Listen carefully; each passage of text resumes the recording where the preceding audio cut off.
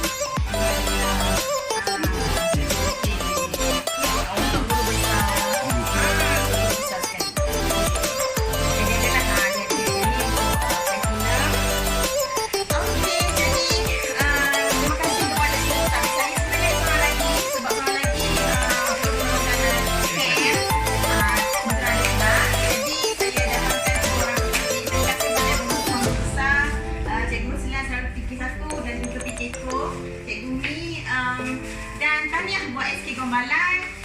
Jom kita TEROKA ilmu bersama, kita masuk inovasi. Bye. Assalamualaikum.